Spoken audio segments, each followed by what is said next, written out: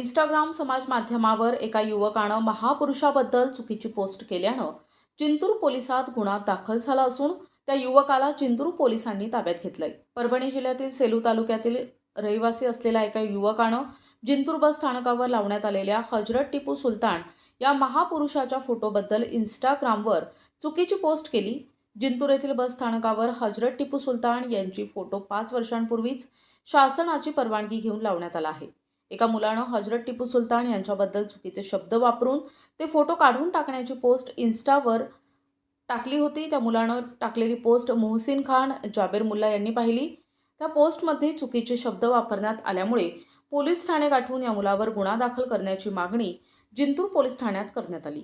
मोहसिन खान यांच्या फिर्यादीवरून पोस्ट करणाऱ्यावर गुन्हा दाखल करण्यात आला असून जिंतूर पोलिसांनी त्या युवकास ताब्यात घेतलंय। पुढील तपास जिंतूर पोलीस करत आहेत। जिंतूर पोलीस ठाण्याचे पोलीस अधिकारी बुद्धिराज सुकाळे यांची प्रतिक्रिया पाहूया।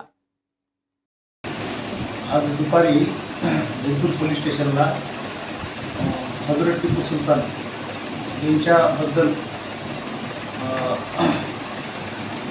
एका मुलाने थोडीशी एक वादग्रस्त वक्तव्य केलं होतं।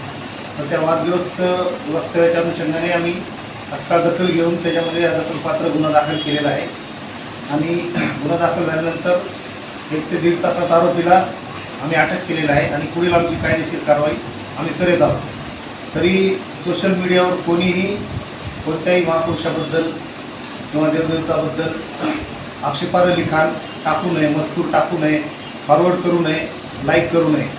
नसता पोलीस एकदम कठोर कारवाई करणार आहे। प्रतिनिधी रियाज चाऊस, NTV न्यूज मराठी, जिंतूर।